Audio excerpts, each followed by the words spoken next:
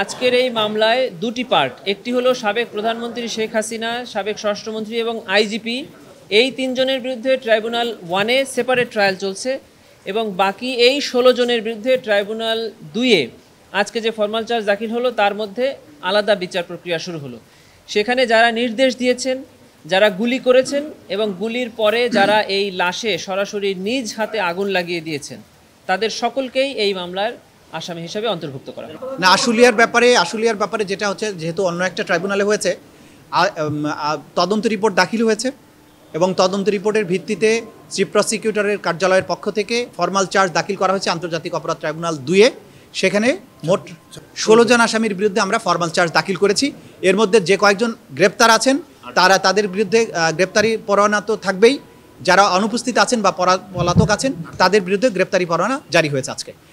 এর মাধ্যমে আনুষ্ঠানিক বিচারের যাত্রা আশুলিয়ার যে মামলা 6 জনকে পুড়িয়ে মারা এবং এর বাইরেও আরও একজনকে গুলি করে হত্যা করা সহ আশুলিয়া অঞ্চলে যে সমস্ত অপরাধ হয়েছিল সেটার বিচার কার্য শুরু হয়ে গেল আন্তর্জাতিক অপরাধ ট্রাইব্যুনাল।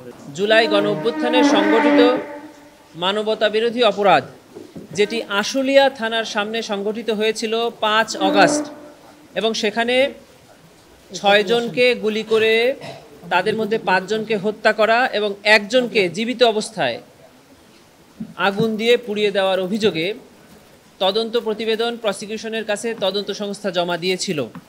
সেই তদন্ত প্রতিবেদনের ভিত্তিতে প্রসিকিউশন একটি ফরমাল চার্জ প্রস্তুত করে আনুষ্ঠানিক বিচারের প্রার্থনা করে আজকে ট্রাইব্যুনাল 2-এ জমা দিয়েছিল। সেটির উপরে আজকে শুনানি হয়েছে।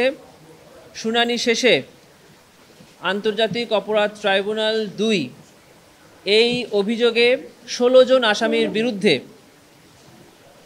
ঘটনার অপরাধ আমলে গ্রহণ করেছেন। এই 16 জনের বিরুদ্ধে 8 জন বিভিন্ন মামলায় গ্রেফতার থাকায় তাদেরকে প্রোডাকশন ওয়ারেন্ট মূলে ট্রাইব্যুনালে হাজির করতে বলা হয়েছে এবং বাকি 8 জন সাবেক এমপি সাইফুল ইসলাম, সাবেক ডিআইজি নুরুল ইসলাম সহ বাকি 8 জনের বিরুদ্ধে আন্তর্জাতিক অপরাধ ট্রাইব্যুনাল 2 গ্রেফতারি পরোয়ানা জারি করেছেন। আগামী 13ই জুলাই 2025 তারিখ এই মামলার পরবর্তী তারিখ নির্ধারণ করা হয়েছে। ইন্সপেক্টর জেনারেল অফ পুলিশকে আদেশ করা হয়েছে তিনি যেন এই তারিখের আগেই তাদেরকে গ্রেফতার করে ট্রাইব্যুনালে হাজির করা হয় এবং যারা কারাগারে আছে তাদেরকে ট্রাইব্যুনালে প্রোডাকশন ওয়ারেন্ট মূলে উপস্থিত করানো হয়। ক্লিক ফ্যানের অ্যারোডাইনামিক ডিজাইনের aluminium blade O double shielded বল বেয়ারিং বাতাস ছড়ায় পুরো ঘর জুড়ে। Click fan. যে ঊর্ধ্বতন নেতৃত্বের দায়, যেটা আমাদের আইনের 4-2 এবং 4-3 ধারায় সুপিরিয়র কমান্ড রেসপন্সিবিলিটি বলা হয়, মানে যারা তাদের সুপিরিয়র অবস্থানে থেকে তাদের অধীনস্থকে আদেশ নির্দেশনা প্রদান করে অপরাধ সংগঠনে সহায়তা করেন অথবা তাদের অধীনস্থরা অপরাধ সংগঠন করছেন এটা জেনেও তাদের অধীনস্থদের বিরুদ্ধে কোনো ব্যবস্থা না নেন, না বাধা প্রদান না করেন, এই আইনে এই সকল কর্মকাণ্ডকেও অপরাধ হিসাবে পরিগণিত হয়। অতএব তৎকালীন এমপি সাইফুল ইসলাম, তৎকালীন পুলিশের ডিআইজি, তৎকালীন পুলিশের এসপি, এডিশনাল এসপি সহ যারা সুপিরিয়র অবস্থানে ছিলেন এবং তাদের সাবঅর্ডিনেটকে দিয়ে অপরাধ সংগঠন করেছেন তাদের প্রত্যেকের বিরুদ্ধেই এই ঊর্ধ্বতন দায়ের অভিযোগ আনা হয়েছে।